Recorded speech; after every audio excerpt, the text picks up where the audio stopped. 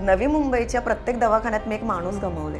माझा बहीण एका हॉस्पिटलमध्ये, वडील एका हॉस्पिटलमध्ये गेले, माझी आई एका हॉस्पिटलमध्ये, माझा नवरा एका हॉस्पिटलमध्ये गेले. वयाच्या 20व्या वर्षी माझी बहीण, 30व्या वर्षी माझे वडील आणि आत्ता 40वी फेजमध्ये मी आई आणि नवरा.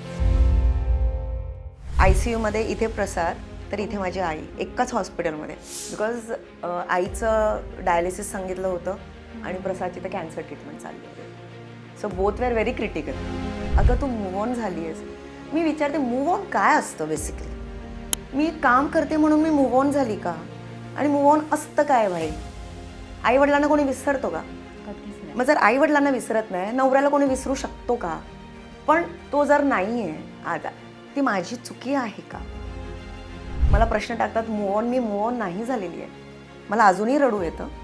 रडतेस? मी अजूनही रोज रात्री रडते आणि मला खूप ट्रॉमा होतो, मला खूप पॅनिक अटॅक्स येतात, मला सगळं काय होतं. पण मला हे दाखवणं आवडत नाही आहे. मी का दाखवू? हा माझा पेन आहे. It's my pen, right? आपण कितीही महलात राहू दे किंवा आपण कितीही चांगल्या पोझिशनवर असू दे, पण तुझ्याकडे जर तुझ्या माणसासाठी हॉस्पिटलचं बिल भरायला जर पैसे नाही आहेत ना, बॉस तू भिकारी आहेस. काय व्हॅल्यू नाही आहे आपली. ती व्हॅल्यू खरंच दवाखान्यात कळते. देणारा फक्त आपले बाप्पा आहेत वरचे, ते मार्ग दाखवतात, आपल्याला चालावं लागतं. बस एवढंच. तू थांबलीस तर संपलीस. सगळ्यांनी करा, तुम्हाला मिळेल. जर तुम्ही केलंच नाही.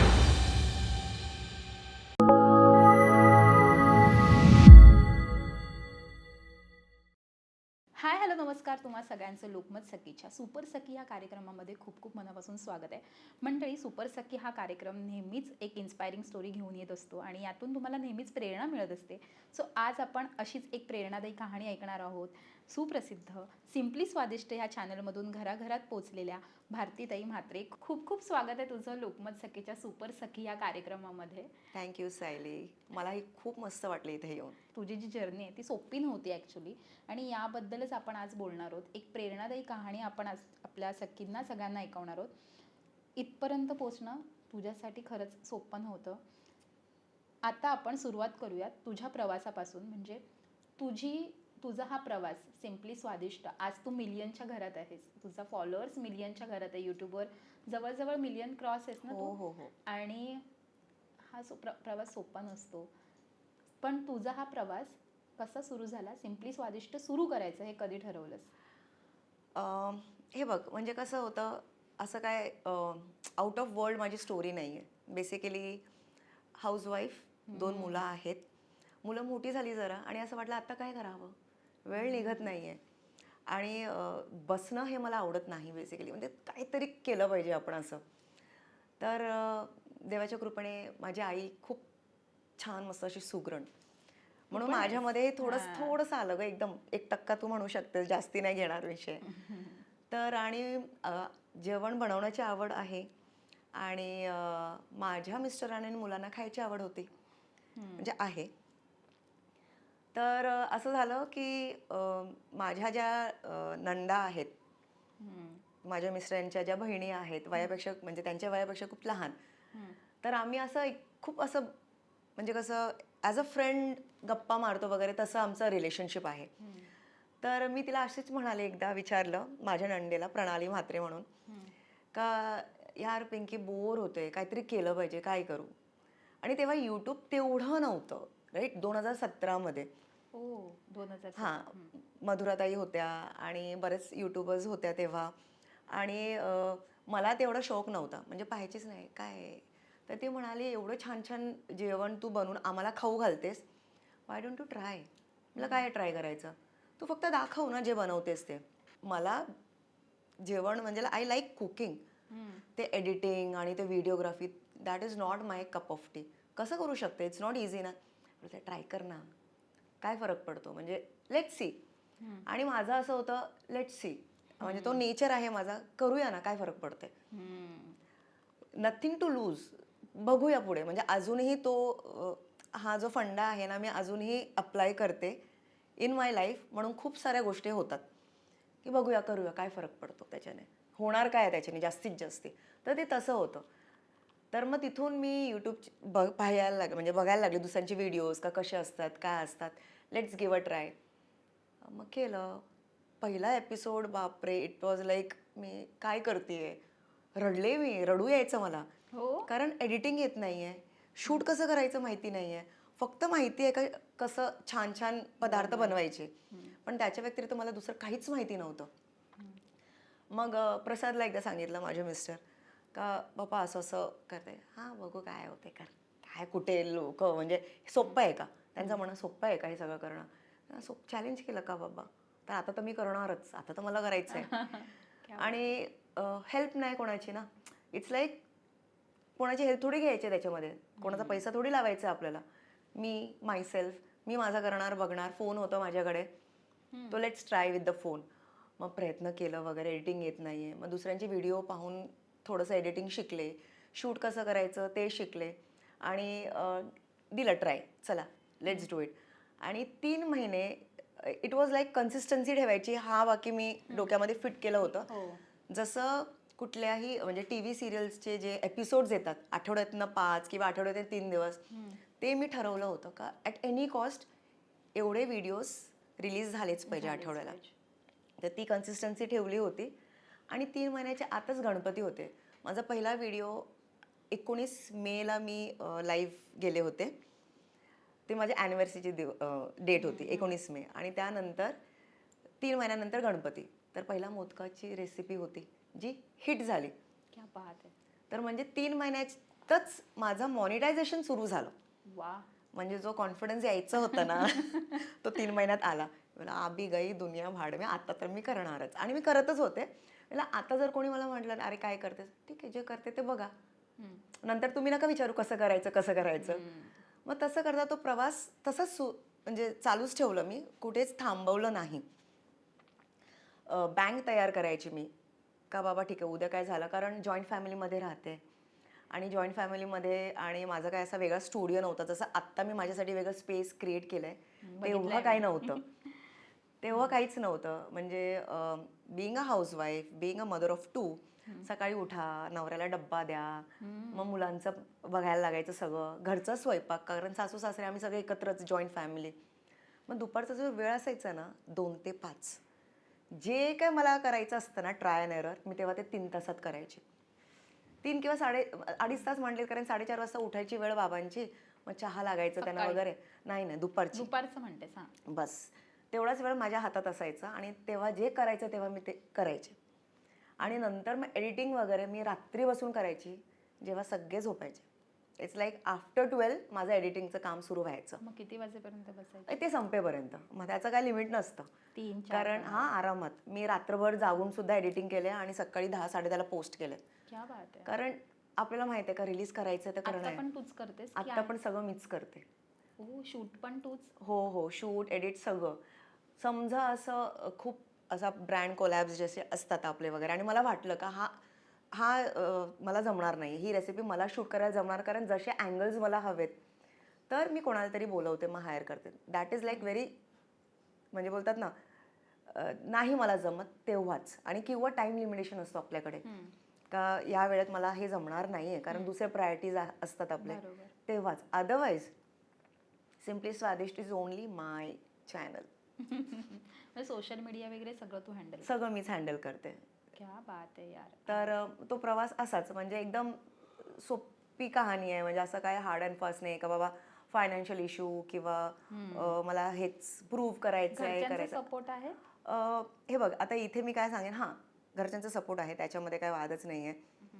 माझ्या कामामध्ये एकतर कोणाची मला गरज नव्हती, कोणाच्या टायमामध्ये माझं इंटरफिरन्स नव्हतं. बरोबर. तर म्हणून कोणाला अडचणच आली नाही ना. म्हणजे माझा नवरा, म्हणजे मिस्टर असू दे किंवा माझं मुलांचं असू दे किंवा आई वडिलांचं, म्हणजे सासू सासऱ्यांचं, कोणालाच अडचण नव्हती माझ्या कामात. म्हणजे जेव्हा मी काय करायचे, काम करायचे वगैरे, तर मग प्रश्नच येत नव्हतं. माझा काम जर कोणाला अडचणच देत नाहीये तर कोणी इंटरफेअर पण करू शकत नाही ना. म्हणजे कोणी म्हणजे काय ऑब्जेक्शन घेईल का नको करूस. आणि जेव्हा कळलं सगळ्यांना का हिचा प्रोग्रेस होतोय, लोक ओळखायला लागली, सांगायला लागली ना, अरे व्हिडिओ पाहिलाय मी तुमच्या सुनेचं, व्हिडिओ पाहिलाय, अरे एवढे व्ह्यूज आले.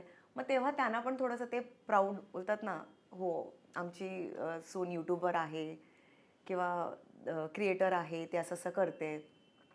मग हळूहळू म्हणजे सगळ्यांचा सपोर्ट होताच. कोणी कॅमेरा फेस करत नाही बाकी. Everyone is camera shy.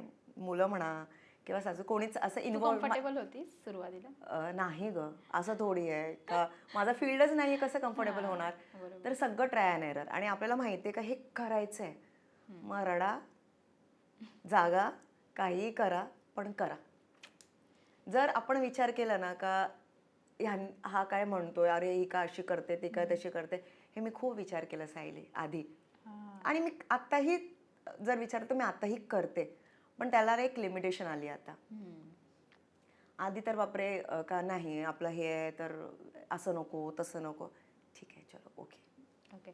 So प्रत्येकाचा एक डाऊनफॉल असतो बरोबर, आणि एक वेळ असते की जिथे प्रत्येक जण ह्यातून जातो आणि तो स्टार्टअप करतो, तिथे म्हणतो की चल आता आपण इथे स्टार्टअप करूया. अशी फेज होती लाईफमध्ये हो, की हो. होती? माझी लाईफचं कोणाचंही म्हणा, लाईफची ग्राफ सेम नसते. सेट नसते. ते वरखाली हो, होणारच. वेदर आपलं करिअर असू दे किंवा आपलं सोशल लाईफ असू द्या किंवा आपलं पर्सनल लाईफ असू द्या, सगळ्यांची लाईफ वरखाली होते. कामाच्या संबंधित विचारलंस तर मला असा कुठला भीती नव्हती. हा माझा काम आहे, हे मला करायचं आहे.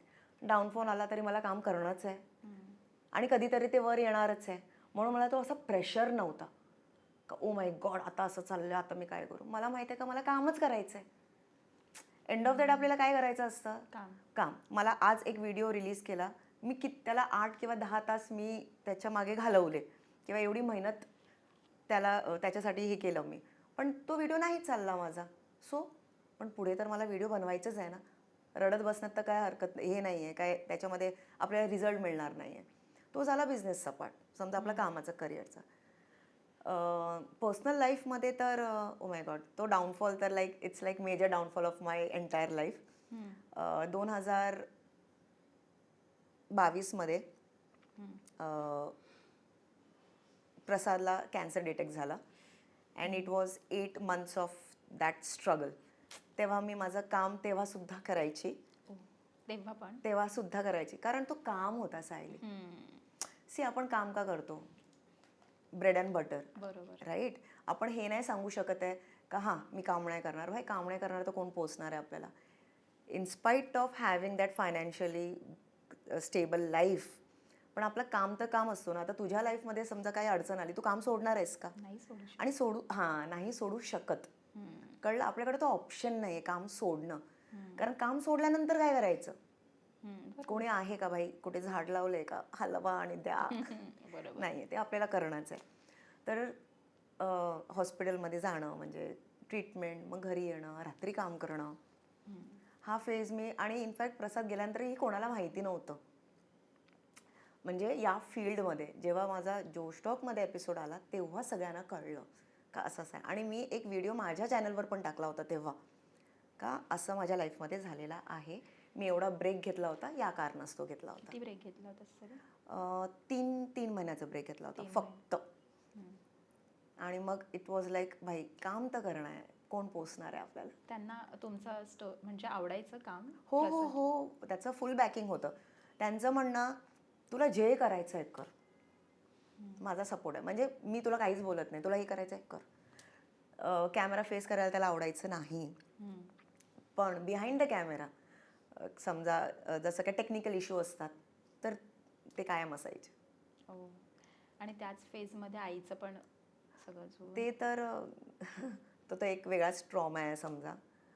म्हणजे प्रसाद हॉस्पिटलमध्ये होते आणि ही वॉज लाईक ट्रीटमेंटसाठीच, आणि आईला ताप आला अचानक. म्हणजे अचानक झालं सगळं अचानक झालं. म्हणजे हा 15 दिवसांचा नाही, म्हणजे 15 दिवसातच हो, ना? 5 दिवस फक्त दवाखान्यात होत्या माझ्या आई. आणि दवाखान्यातच त्यांना ट्रीटमेंटमध्येच इन बिटवीन ट्रीटमेंटच त्यांना अटॅक आला, कार्डिक अरेस्ट आलं. आणि हे सगळं माझ्या नजरेसमोर झालं. म्हणजे ICUमध्ये इथे प्रसाद तर इथे माझी आई, एकाच हॉस्पिटलमध्ये. आणि सगळे स्टाफना असं कसं का हां दोन्ही माझे पेशंट आहेत. सो ते डिस्कस करायचे, you know case history discuss करतात. सो मग मी त्यांना आठवण करून द्यायची, भाई मी इथे उभी आहे, रिलॅक्स, तुम्ही माझ्यासमोर हे डिस्कस नका करू. बिकॉज आईचं डायलिसिस सांगितलं होतं आणि प्रसादची तर कॅन्सर ट्रीटमेंट चालली होती. सो बोथ वेर व्हेरी क्रिटिकल. आणि आईला तर माझ्या समोरच अटॅक आला हॉस्पिटलमध्ये होते. आणि माझ्या समोरच CPR देत होते. तो it's basically trauma for me. मी सहसा हे टॉपिक्स डिस्कसच करत नाही. पण खरंच तुला मानलं पाहिजे यार, यातून तू तरी सुद्धा 3 महिन्याच्या ब्रेक नंतर लगेच उभी राहिलीस आणि आज मी तुला बघते ना, एक वेगळीच सुपर सखी आहेस. म्हणजे तू खऱ्या अर्थानं सुपर सखी आहेस. सो त्यासाठी तुला हॅट्स ऑफ. असं नाही आहे ग. हे बघ, आता मी तुमच्यासारखीच आहे नॉर्मली. हे बघ, लाईफमध्ये ना जोपर्यंत आपल्याला कुठलं बोलते ना अडचण येत नाही किंवा धक्का लागत नाही, तोपर्यंत आपल्यामध्ये किती स्ट्रॉंगनेस आहे, म्हणजे किती धैर्य आहे, किती बळ आहे, ते कोणालाच कळत नाही. ओके. झाल्यानंतरच कळतं. खूप कडू सत्य आहे आणि हे मला खरंच नाही आवडत हं. म्हणजे हा भाग बायकांचा बाहेर यावा हे मला नाही वाटत. कारण त्यासाठी त्यांना काहीतरी गमवावं लागतं. खरं आहे. कारण हा हे खरी परिस्थिती आहे. सांग, जर माझ्याकडे सगळं असतं तर मी एवढी बाहेर पडलेच नसते. बरोबर. मी माझा हा रूप दाखवलाच नसता, कारण मला गरजच पडली नसते. पण मला आता गरज आहे, कारण मी मायसेल्फ, आता माझ्या मुलांसाठी मीच आहे ना. बरोबर. 1 मिनिट. एक आई वडील असतात. जर आपण कितीही आपलं वय होऊ दे, आज मी ज्या वयात आहे त्याच्यानंतर आणखीन 20 वर्ष 40 वर्ष, पण तेव्हा पण जर माझी आई असती, वडील असते, ते बॅकिंग असतं ना, हा माझ्या आई वडील आहेत, कळलं. पण जेव्हा आपल्याला आई वडील नाही आहेत, आपलं पार्टनर नाही आहे, तर आपल्याला वाटतं ना, भाई आत्ता काय करणार आपण, आपल्याकडे काय ऑप्शन आहे, जगायचं आहे, खायचं आहे, प्यायचं आहे, जगायचं आहे. तू मला सांग, 24 तास तू रडत बसणार आहेस का कोपऱ्यात? नाही. नाही बसणार आहेस ना. आणि असंही लोक मला किती वेळा असं, लोक कशाला, मी लोकांपर्यंत जातच नाही. आपल्याच अवतीभोवती अशी माणसं असतात जे आपल्याला पाहून असं त्यांना वाटतं, अरे ही हसतीये, अरे ही उठतीये, अरे ही बसतीये. खूप डेंजरस बस तुम्ही पण हसता बसता ना. घरी स्वयंपाक करणं, खाणं पिणं, मुलांना सांभाळणं, हे एक नॉर्मल हाऊसवाईफची ड्युटी असते. जे मी करते, तू करतेस, माझी सासू करते, माझी आई करायची, सगळी जण करतात. आपल्यामध्ये ॲडिशनल काय आहे का, आपण काम पण करतो बाहेर जाऊन, कळलं. पण जर काम करायला लागली म्हणून मी सावरले, फक्त बाहेर काम करायला लागले म्हणून मी सावरले, मी ओव्हरकम केलं, तू कशी उभी राहिलीस, हे मला प्रश्न खूप आले. मला तुम्ही हा प्रश्न का विचारता मला, किंवा असं काय म्हणतात ते, मूव ऑन. येस. म्हणजे मला कित्येक जणांनी हा शब्द टाकला, अगं तू मूव ऑन झाली आहेस. मी विचारते, मूव ऑन काय असतं बेसिकली. म्हणजे असं बसून बोलणं मूव ऑन असतं का, किंवा बाहेर जाऊन काम करणं मूव ऑन असतं का? अरे भाई, तुम्ही जे घरात काम करता ना, जसं मी सांगितलं, एक व्हॉट अ हाऊसवाईफ डज, स्वयंपाक करते, नवऱ्याला सांभाळते, मुलांना सांभाळते, घर सांभाळते, मीही तेच करते. ॲडिशनल मला काम करणं आहे, कारण आय एम वर्किंग वुमेन. एवढाच फरक आहे माझ्यामध्ये. मी काम करते म्हणून मी मूव ऑन झाली का? आणि मूव ऑन असतं काय भाई? आई वडिलांना कोणी विसरतो का? कधीच नाही. मग जर आई वडिलांना विसरत नाही, नवऱ्याला कोणी विसरू शकतो का? नाही. पण तो जर नाही आहे आज, ती माझी चुकी आहे का? मग जर तो नाही आहे, माझ्या मुलांना कोण पोसणार आहे? तर जर मी काम करते तर कोणाला काय, म्हणजे कुठला प्रॉब्लेम असला पाहिजे. जर माझा हा फील्डच आहे, जर मी कॅमेरा फेस करते, मी लोकांसमोर येते, आणि जर कॅमेरासमोर येऊन का मी रेसिपी करताना रडत रेसिपी दाखवणार आहे का? ओ माय गॉड, माझ्यासोबत असं झालं, प्लीज तुम्ही पहा माझी recipe. Is it like that? So it's my normal life. जशी सगळ्यांची नॉर्मल लाईफ असते ना, ही माझी नॉर्मल लाईफ आहे. मला प्रश्न टाकतात move on, me move on नाही झालेली आहे. मला अजूनही रडू येतं. रडतेस? मी अजूनही रोज रात्री रडू शकते, रडते, आणि मला खूप ट्रॉमा होतो, मला खूप पॅनिक अटॅक्स येतात, मला सगळं काय होतं. पण मला हे दाखवणं आवडत नाही आहे. मी का दाखवू? हा माझा पेन आहे, इट्स माय पेन, राईट. जेव्हा मला आईची आठवण येते, मला त्रास होतो. आता कोणाला येत नाही मला सांगा, तर तेच आठवण कोणाला येत नाही. म्हणून मूव्ह ऑन काय असतं, कोणी कोणालाच विसरत नाही गं. फक्त आपलं दुःख कोणाला दाखवायला गाजवायला आवडतं, कोणाला नाही आवडत. मला नाही आवडत, मी त्यापैकी आहे. मला असं वाटतं, जर मी हसत राहिले तर माझ्या आयुष्यात पुढे चांगलंच होणार. मी रडत राहिले तर काय होणार आहे, घरचं वातावरण बदलणार आहे, बिघडणार आहे. आणि माझी मुलं ऑफकोर्स आता त्यांना ते जर मला रडत बघतील रोज तर कसं होणार आहे. सो माझ्यासाठी अं, दुःख लपवायला पाहिजे रे प्रत्येकाने. म्हणजे तुम्हाला जर हलकं व्हायचं असेल ते एकट्यामध्ये व्हा, कारण एंड ऑफ द डे ना आपल्याला फक्त सिंपती मिळते दुसऱ्यांची. फक्त सिंपती म्हणजे कोणीही असू द्या, आपला दुःख ते आपलाच असतो. ते आपल्यालाच बोलतं ना, माहिती आहे. ज्यांचं जातं त्यांनाच कळतं. बाकी सगळे ओके ओके म्हणजे हां. आता माझ्या सासू सासऱ्यांचा पण मुलगा गेलाय ना, त्यांचं दुःख सुद्धा वेगळ्या लेवलचं असेल, बरोबर. मी त्यांना सहानुभूती नाही देऊ शकत कारण त्यांचा मुलगा गेलाय.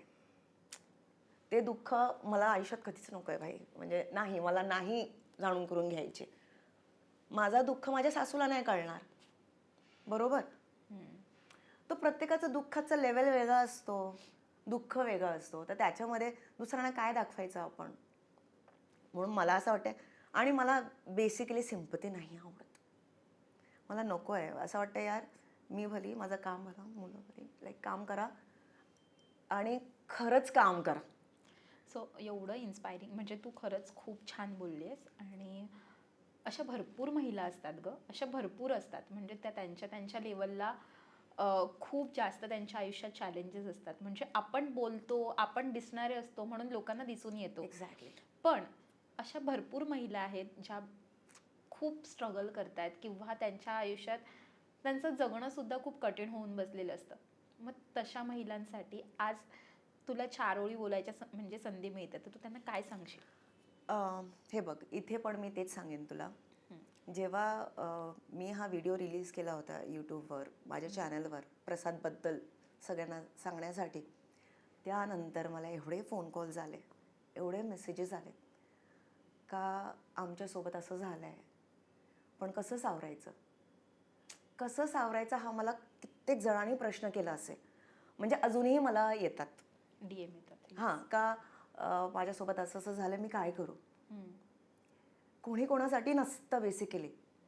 आपण एकटे आलोय या जगात, आपल्याला एकटंच जाणं आहे. कितीही फॅमिली सपोर्ट असू दे, काही असू दे, आपल्या आतमध्ये जो आपला दुःख आहे ना, तो आपल्याला सावरावा लागतो. देर इज, बोलतात ना, दुसरा पर्याय नाही आहे गं. आणि तो कसं सावरायचा तेही आपल्या हातात असतो. म्हणून वेकअप आणि उठा आणि कसंही सावरा स्वतःला, जसं जमेल तसं. कारण प्रत्येकाचा लेवल वेगळा असतो. कोणी इंट्रोवर्ट आहे, कोणी एक्स्ट्रोवर्ट आहे, कोणी खूप इमोशनल आहे, कोणी खूप प्रॅक्टिकल आहे, कोणी जॉईंट फॅमिलीमध्ये आहे, कोणी न्यूक्लिअर फॅमिलीमध्ये आहे. आपण कोणाला जज नाही करू शकत आहे, राईट. का आणि मुख्य म्हणजे फायनान्शियल बॅकग्राऊंड कसा आहे तो खूप महत्त्वाचा आहे. आपण एवढे जे कष्ट करतो कशासाठी करतोय, पैसे कमावण्यासाठी ना. आणि माणूस कधी स्वतःच्या पायावर उभं कधी राहतो, जेव्हा त्याच्या हातात पैसा असतो बेसिकली. आणि बायकांचं सगळ्यात मोठा ड्रॉबॅक आपल्या सोसायटीचा बायकांचा तेच आहे. आपण मोठेच याच्यामध्ये माइंडसेटमध्ये झालो आहे का बायकांना घर सांभाळायचं असतं, पुरुषांना खिसे भरावे लागतात. हो, हे खरं आहे. हे खरी परिस्थिती आहे. मुलाचा नेचर कितीही चांगला असू दे, सोन्यासारखं असू दे, तो कितीही गुणी असू दे, कितीही ह्युमॅनिटी त्याच्यामध्ये असू दे, त्याच्या खिशात पैसा नाही आहे ना भाई, त्याची लायकी 0 आहे. म्हणजे एकदम स्पष्ट शब्दात मी सांगते, ठीक आहे. आणि बाई कितीही तिच्यामध्ये पोटेन्शियल असू दे, ती बाहेर जाऊन कितीही काम करू दे, किती तिला स्वयंपाक येत नाही ना भाई, ती नालायक आहे, ती चांगली सून नाही होऊ शकत आहे. पण हे पण सत्य आहे ग. बरोबर. पण आताचा जनरेशन एवढा चेंज झालेला आहे. आता तर सगळ्यांनी काम करावं. आणि काम करणं म्हणजे आपण फेमिनिझमचा झेंडा वरती उभारतो असं नाही आहे, बिलकुल नाही आहे. हे खूप वेगळं माइंडसेटनी लोक घेतात का ही कमवायला लागली आहे तर ही फेमिनिझमचा झेंडा वरती करते. नाही, आम्ही कुठल्या पुरुषाला दोष देत नाही आहोत किंवा त्यांचा इगो हर्ट करत नाही आहोत. आम्ही फक्त स्वतःला सांभाळतोय, स्वतःला उभं करतोय. म्हणून प्रत्येक बाईला सांगेन, तुम्ही थोडं का नवं पैसे स्वतःचे कमवा, म्हणजे थोडंसं तरी ॲटलिस्ट स्वतःसाठी. आणि असं नाही आहे की आपल्याला पैशांची कमी आहे. आपला जो पार्टनर असतो वेल सेटल्ड, खूप छान करतो. पण आपल्याला तो म्हणजे ना like it gives us happiness का आपण स्वतःसाठी थोडंसं काहीतरी करतोय आणि हे करावं. आणि म्हणतो ना कसं करू, मला हे पण प्रश्न खूप आले का ताई मी आता काय करू आणि कसं करू. प्रत्येकाला प्रत्येकाचे सगळे स्ट्रेंथ आपला कशामध्ये like we are good in to what हे सगळ्यांना माहिती असतं. तर करा. आणि ह्याचं त्याचं हा काय म्हणेल गांधीजी 3 माकडं असतात ना ते बनावं लागतं. बघू नका, ऐकू नका आणि बोलू पण नका. सोडून द्या. काही गरज नाही आहे. कोणाला प्रूव्ह करायची काय गरज आहे. सगळेजण जजमेंट द्यायला बसलेत. कोणाकोणाला थांबवणार आहात तुम्ही. कोण येऊन तुम्हाला रोजचं तुमचे बोलतात ना राशन पाणी भरतोय मला सांगा. कोण येतोय तुम्हाला महिन्याचा चेक द्यायला किंवा हे घ्या पैसे. अरे हक्काचे पण कोणी देत नाहीत. बायकांना त्यांच्या हक्काचं पण कोणी देत नाहीत. ते सुद्धा सपोर्ट किंवा दया म्हणून देतात. कारण आपल्या सोसायटीमध्येच तसं आहे. तू जॉब नव्हती ना करत? नाही, मी हाऊसवाईफ होते. माझं माहेर वेल सेटल्ड आहे. मला काही कसली कमी आधी झाली नाही. आणि आत्ताही तसं बघावं तर प्रसाद होता तेव्हा मला तर कसलीच कमी नव्हती तसं. पण मला काम करायचं होतं. मला करायचं होतं म्हणून मी करायला लागले. आणि असं समजेन देवाने आधीच कर्तृत्व करून ठेवली होती माझ्यासाठी खरंय की माझ्या नशिबात लिहिलं होतं. पण माझ्याकडे सिम्पली स्वादिष्ट होतं. 3 महिने मी काम नाही केलं. नाही काम करणं ते माझ्या हातात होतं. परत काम सुरू करणं तेही माझ्याच हातात होतं. बसले असते मी कोपऱ्यात रडत. जेवण मिळालं असतं मला 2 वेळचं. नंतरचं काय. प्रत्येकाची गरजा असतात. आणि आपल्या माणसालाच ती गरजा आपण सांगू शकतो. तू परक्या माणसाला किंवा कोणाला सांगू शकतेस. मुलांना सांगू शकतेस तुझ्या गरजा. नाही सांगू शकत आपण. आणि आपल्या गरजा आपण पूर्ण केल्या ना तर इट्स लाईक ठीक आहे मी माझं करते ना. तुम्हाला प्रॉब्लेम आहे का. तुम्हाला त्रास देते का. मी तर हेच प्रश्न करते. तुम्हाला त्रास देते का. कोणाला त्रास होतो माझे काम करण्याने किंवा माझं एवढं आउटस्पोकन होण्याने कोणाला त्रास होतो. म्हणून प्रत्येक बाईला मी हेच सांगेन. आपण जर कोणाचं नुकसान करत नाही आहोत, आपण कोणाला त्रास देत नाही आहोत, तर बेटा तुम्ही करा. पण काहीतरी करा. एकटे आलोत आपल्याला एकटंच जायचं आहे. कोणीच नाही आहे आपल्यासाठी बस. सो तू प्राणीप्रेमी आहेस हे मला माहिती आहे. सो मी स्वतः बघितलंय तू किती प्राणीप्रेमी आहेस आणि खूप क्यूट आहे तुझा पाब्लो. हा पाब्लो. सो खूपच क्यूट आहे तो. तर त्याची कशी मदत होते म्हणजे जेव्हा आपण असं म्हणतात ना की प्राण्यांना माणसापेक्षा भरपूर समजतं हो. आणि ते खूप समंजस असतात. पण जेव्हा ह्या सगळ्यामधून तू जात होतीस सो तेव्हा पाब्लो होता का आधी? नव्हता का. सो तो त्याच्यानंतर आलाय घरी बट त्याने हेल्प केली थोडंसं ह्या सगळ्यातून? अगं त्याचा मेजर रोल आहे. कसं? थोडंसं काय नाही तो मेजर रोल आहे. एक तर माझी आई प्राणीप्रेमी खूप. माझा भाऊ पण अरुण त्याला पण खूप आवडतात. आत्ताही आवडतात. त्याच्या घरात माझ्या माहेरी 5 मांजरी आहेत आणि अजून जास्त आहेत. माझी भावाची मुलगी आहे माझी नीस तिलाही एवढी प्रचंड आवडतात ना खूप. म्हणजे तसाच माझा म्हणजे फॅमिलीच तशी आहे. पण मी कधीच नाही. मी लहानपणा नाही मला कधीच आवड नव्हती. म्हणजे माझ्या घरी होतं. आई माझे किती म्हणजे कुत्री मांजरे कोंबडे वगैरे सगळे माझ्या आईने पाळलेत. सगळं आहे. फार्म हाऊसवर सगळं काय होतं. पण मला कधीही असं त्यांच्या टुवर्ड्स देम प्रेम वगैरे कधीच नाही. पण प्रसाद गेल्यानंतर म्हणजे हर्षला आवड होती पण कधीच म्हणजे माझा मुलगा त्याला आवड होती आणि आधी अलाउडच नव्हतं आमच्या घरात. हे नाही आहे त्यांना जागा नाही आहे. प्राण्यांना माझ्या सासरीच बिलकुल जागा नाही आहे. They are not allowed. म्हणून मलाही प्रेम नव्हतं म्हणून नव्हतंच. पण मी तो डिसिजन घेतला की हर्षचं वागणं थोडंसं बदललं आहे. एखादा प्राणी आला घरी तर त्याच्या वागणुकीमध्ये बदल. म्हणजे आता प्रसाद गेल्यानंतर थोडंसं तो पण थोडासा रागीट थोडा शांत थोडंसं चेंजेस होतातच ग. आणि असं पर्टिक्युलर चेंज तर मी सांगणार नाही. आणि होतात म्हणून त्याच्यासाठी आणलं. पण एवढं जीव लावलंय ना आत्ता आम्ही किंवा तो आमच्यावर एवढा जीव लावून आहे माझ्यावर माझी मुलगी श्रिया आणि हर्ष तिघांचा जीव आहे तो आत्ता. म्हणजे अनकंडिशनल लव्ह काय असतं त्यासाठी प्राणी पाळावा लागतो. खरंच प्रेम म्हणजे कसं आपण, आणि आधी मी पण होते, अरे नको वास येतोय, अरे लाल पडतीये, अरे हे होते.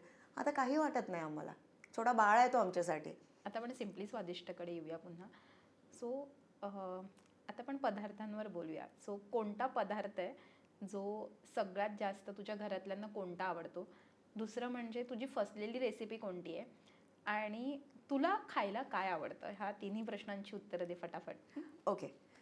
माझ्या घरात सगळ्यांचं आवडतं म्हणजे बिर्याणी. बिर्याणी म्हणजे कसं, प्रसादला माझ्या मिस्टरांना बिर्याणी प्रचंड आवडायची. हो. काही असू दे बिर्याणी, सण असू दे बिर्याणी, बर्थडे असू दे बिर्याणी, कोण आला बिर्याणी, कोण केला बिर्याणी. बिर्याणी म्हणजे आमच्या सगळ्यांसाठी काही असलं तरी काय बनलं पाहिजे आज, तर बिर्याणी. बिर्याणी. आणि आता ते नाही आहेत, तर म्हणून एवढं कमी झालं आहे ना आमचं बनवणं, कारण कोणाची इच्छाच होत नाही आमची खायची. का म्हणजे नको बिर्याणी नको. म्हणजे इथेच नाही, आता प्रणाली जिच्यामुळे मी चॅनल स्टार्ट केलं ती तर US ला राहते, कॅलिफोर्नियाला.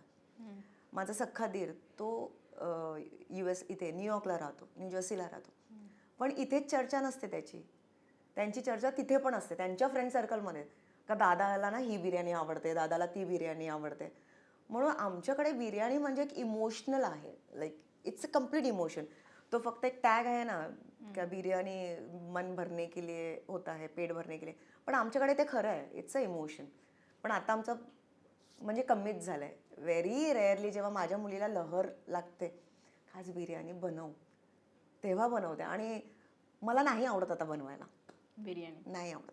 कोणी सांगितलं ना का बिर्याणी, तर मला असं वाटतं जे इमोशन्स टाकून मी बिर्याणी बनवायची ना, मी चॅनलच सुरू केलं कारण मी शिकलेच स्वयंपाक करायला प्रसादमुळेच. कारण तो एवढा फूडी ना, का म्हणजे जेवताना तो असं कोणाशी गप्पा नाही मारणार. तर मला राग यायचा, अरे पप्पा बोला ना, म्हणजे एकत्र बोल. अगं थांब, खाऊ दे मला, मस्त आहे. ते मनापासून. मनापासून खायचं तो. म्हणून आत्ता आमच्यासाठी बिर्याणी म्हणजे मला नाही आवडत बनवायला, म्हणजे इट्स अ फॅक्ट. आणि राहिला फसलेली रेसिपी, तर बेसिकली बेकिंग पदार्थ माझ्याकडनं कधी कधी फसतात. कारण बेकिंगमध्ये माझा हात तेवढा स्ट्रॉंग नाही आहे, कारण आपण तेवढं जास्त पदार्थ बेकिंगचे मी घरी नाही बनवत. आपलं कसं असतं, काय झालं की आपण बाहेरून मागवतो वगैरे, म्हणून. अदरवाईज असं हे नाही आहे का मी काय बनवू शकत नाही आहे. सांगितलं हे बनवायचं मी बनवू शकते. तुझी आवडती रेसिपी? मला बेसिकली चायनीज आवडतं जास्ती. आणि माझ्या आईच्या हातचं कोळंबी चिली, ती म्हणजे आम्ही कोणीच नाही बनवू शकत आहे. म्हणजे कोणामध्ये ती सरच नाही आहे. म्हणजे माझी वहिनी पण सुगरण आहे. हो का? खूप छान स्वयंपाक करते ती पण. पण तिची मुलं आणि माझी मुलं बसून गॉसिप काय करतात माहिती आहे का, हिला बहुत ट्राय करते. म्हणजे माझी वहिनी सिंधी आहे, म्हणून हिंदीमध्ये जास्ती वार्तालाप त्यांच्या घरात, आणि आम्ही एकत्र भेटलो का तेच, बहुत ट्राय करते पर नहीं जमता इनको आई जैसा. माझी मुलं पण, हाँ वही होता है, मम्मी भी बहुत ट्राय करती है, नानी जैसा नहीं बना सकती. म्हणजे असंच नाही का मीच त्यांना मिस करते. आमचं कुठलाही सण असेल ना, का असं काही म्हणजे असं शक्यच नाही आहे का आईचा विषय निघत नाही तिथे. म्हणजे जेवढा प्रसादचा विषय निघतो तसा आईचा विषय, म्हणजे मुलांना कसं असतं, विसरून जातात ना मुलं, लहान असतात ना, आजी आजोबांचं तेवढी म्हणजे काही वर्षानंतर विसरतात किंवा थोडंसं फेड होतं मेमरीज. पण आमच्या घरात तसं सिनॅरिओच नाही आहे काही असलं, कारण किचन म्हणजे आईचं किचन होतं. नातवंडांना काहीही बनवायचं असेल तर माझी आई बनवायची, माझ्या बहिणी नाही. हो का? आईच्या हातचं. क्या बात आहे. हां, आईच्या हातचं. आणि आम्ही मासे खाणार, आगरी कोळी. म्हणजे घरात तर माशांची कमीच नाही. म्हणजे कळलं का मी येते किंवा कळलं का प्रिशाला काहीतरी हवं आहे, शिवला काहीतरी हवं आहे, तर आईचं तर प्रिपरेशन आधीच, यायच्या आधीच तयार असायचं. म्हणून आम्ही काही विसरण्यासारखं आमच्या लाईफमध्ये, कोणाच्याच लाईफमध्ये विसरण्यासारखं काहीच नाही आहे. काय नाही. किती मस्त. म्हणजे खरंच हा तुझा प्रवास जाणून खूप खूप प्रेरणा मिळाली आहे मला स्वतःसुद्धा. आणि मी मगाशी म्हणाले तुला की खूप इन्स्पायरिंग स्टोरी होती. आणि आज आपल्या सखी भरपूर जणी, सगळ्या सखी ही एक प्रेरणादायी कहाणी ऐकून नक्की पुन्हा तुला मेसेजेस करतील की ताई यार असं. अगं मी तर इनफॅक्ट हे समजते माहितीये का, का मी खूप वीक आहे. हो हो. नाही मला नाही वाटत. नाही ग, म्हणजे आहोतच ग, विकनेस प्रत्येकामध्ये असते. आणि उलट मी असं सांगते, जसं की माझा फायनान्शियल, मला स्टेबिलिटी आहे, माझं माहेर वगैरे स्ट्रॉंग आहे, माझं सासर स्ट्रॉंग आहे, माझ्याकडे माणसं आहेत, माझी फॅमिली आहे. पण कित्येक जण असे असतात ज्यांच्याकडे खरंच कोणी नसतं ग, कोणी नसतं. तरी सुद्धा ते सर्व्हाइव्ह करतात. खरंय. आपण दिसतोय लोकांना म्हणून लोकांना आपलं कळतंय ग, आपण पोचतोय लोकांपर्यंत. असे कित्येक जण आहेत जे नाही पोचू शकत, कारण त्यांच्याकडे तो प्लॅटफॉर्म नाही आहे. ॲक्च्युली म्हणजे आपण ना कधीतरी असं मला म्हणावं असं वाटतं की टाटासारख्या हॉस्पिटलच्या बाहेर जाऊन बघा, KM सारख्या हॉस्पिटलच्या बाहेर जाऊन बघा की तिथे त्या महिला ना अशा रस्त्यावर मुलांना घेऊन झोपलेल्या असतात किंवा त्यांचा एक स्ट्रगल वेगळाच असतो मला यार. नाही जायचंय, मी नाही जाणार. मी तर असं सांगेन का, देवासमोर प्रार्थना की कोणाच्याच आयुष्यामध्ये तो क्षण खरंय. नाही यावं. खरंय. आणि मी सांगते ना, मी स्ट्रॉंग नाही आहे. मला जाताना जर मला अशी न्यूज कानामध्ये आली समजा का आज हे नाही राहिले, मी वेगळ्याच फेजमध्ये जाते.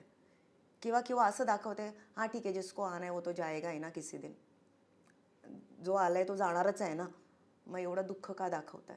दॅट इज जस्ट मी स्वतःला सांगते ते, का स्वतःला सांभाळण्याचा प्रयत्न करते तेव्हा त्यावेळेला. म्हणून मला जर कोणी विचारलं ना का टाटाच्या त्या रस्त्याला जा, मी नाही कधी जाणार भाई, माझ्यामध्ये तेवढी हिंमत नाही आहे. जर तुझ्या खिशात पैसे नाही आहेत ना सायली, तर मी हा शब्द वापरते, पण आपण लाईक म्हणजे आपण कितीही महालात राहू दे किंवा आपण कितीही चांगल्या पोझिशनवर असू दे, पण तुझ्याकडे जर तुझ्या माणसासाठी हॉस्पिटलचं बिल भरायला जर पैसे नाही आहेत ना, बॉस तू भिकारी आहेस. काय म्हणजे काय व्हॅल्यू नाही आहे आपली. ती व्हॅल्यू खरंच दवाखान्यात कळते हां, नाहीतर आपली व्हॅल्यू नाही आहे. जर तुम्ही बिल भरू शकत नाही, आणि माणसं जातात तशी, मी जाताना पाहिले, त्यांच्याकडे पैसे नसतात बिल भरायला, म्हणून तो माणूस गेलाय. आता विचार कर त्या माणसाची व्हॅल्यू काय असेल. आणि असे कित्येक जण जातात रोज जातात, हे मी पाहिलंय. मी दवाखान्यात एवढे महिने राहिली आहे ना, मला माहिती आहे दवाखाना काय. मला दवाखाने नाही आवडत.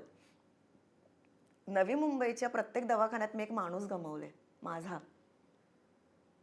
बहीण एका हॉस्पिटलमध्ये, वडील एका हॉस्पिटलमध्ये गेलेत, माझी आई एका हॉस्पिटलमध्ये, माझा नवरा एका हॉस्पिटलमध्ये गेलेत. बहीण पण? माझी बहीण माझ्यापेक्षा लहान. जेव्हा ती 18 वर्षाची होती, तिला ब्रेन हॅमरेज झालं.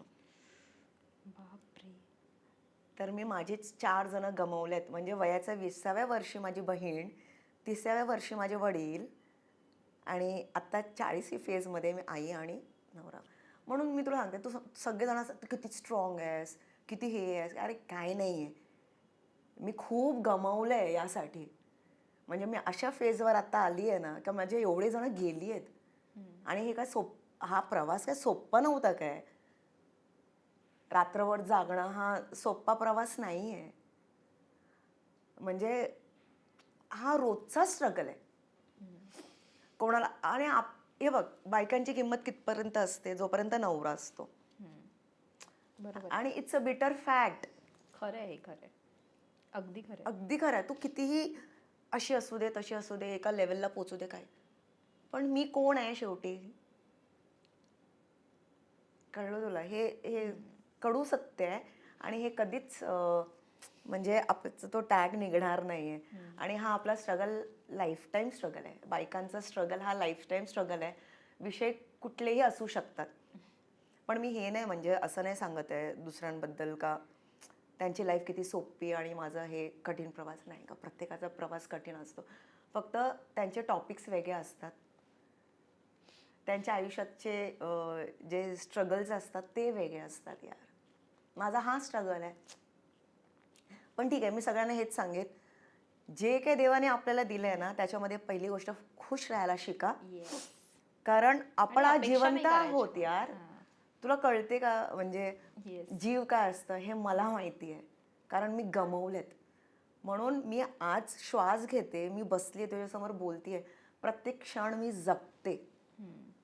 मला जगायला आवडतं. I love myself, I love life. क्या बात आहे. मी बिलकुलही असं रणगाणं नाही सांगणार का माझ्या आयुष्यात असं झालं यार, काय करू शकते. माझ्या नशिबात होतं, मी थांबू शकले नाही. आता हिस्ट्री पहा ना बाई, म्हणजे तुम्ही जरा मागे पानं जरा आपल्या श्रीकृष्णांची लाईफ म्हणा, पांडवांची लाईफ म्हणा, आई पार्वतीची लाईफ म्हणा, म्हणजे प्रत्येकाचे कोणाला चुकलंय ग, कोणालाच नाही. कोणाला जो चुकलंय जन्माला येतो त्याला हे सगळं आहेच. आहेच ना. मग आपल्याला कशाला चुकणार आहे. बरोबर. तुम्ही घेता कसे तुमच्यावर आहे ना. मी तेच सांग, मला आयुष्य जगायला आवडतं, म्हणून त्यासाठी स्वतःवर प्रेम करायला पण शिका. त्यासाठी सिम्पली स्वादिष्टला थँक्यू म्हणतेस ना थोडंफार. अगं आय ओ बोलतात ना, I owe my life to simply Swadisht. मी सांगते ना, देवानी ब्लेसिंग. हां का माझ्या नशिबात हे होतं, लिहिलेलं होतं, म्हणून त्यांनी ही कर्तूत आधीच करून ठेवली होती माझ्यासाठी.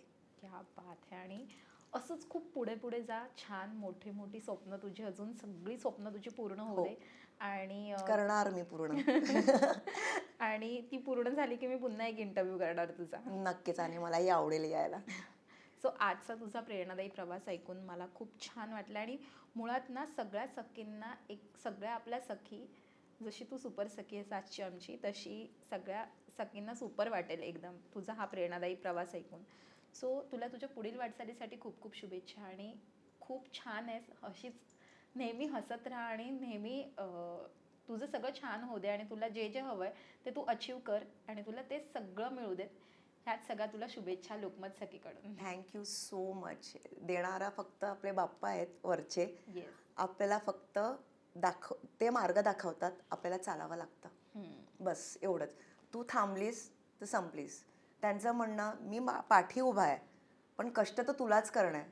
तू जर कष्टच करणार नाही आहेस तर तुला देणारं कोण आहे. कष्ट कर, सगळं मिळेल तुला. मी प्रत्येकाला तेच सांगेन, सगळ्यांनी करा, तुम्हाला मिळेल. जर तुम्ही केलंच नाही तर कुछ नहीं आहे आपल्या पास. तुला तुझ्या पुढील वाटचालीसाठी खूप खूप शुभेच्छा. Thank you so थँक्यू आजच्या much. सुपर सखीमध्ये तू आलीस. आणि आजची सुपर सखी होती आपली भारतीताई. आणि खूप छान प्रवास तिने आपल्याला सांगितलेला आहे.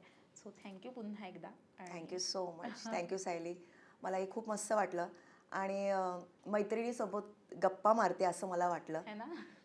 मला सुद्धा असं कुठेच वाटलं नाही की आपण मुलाखत घेतोय, इंटरव्ह्यू करतोय, पॉडकास्ट करतोय, छान गप्पा मारतोय, असं मस्त मजा आली. आणि खरंच थँक्यू त्यासाठी. So much. सो आजचा आमचा व्हिडिओ तुम्हाला कसा वाटला हा मला कमेंट करून नक्की कळवा. आमच्या लोकमत सखीला लाईक करा, सबस्क्राईब करा आणि आमच्यावर खूप खूप प्रेम करा. Thank you so much.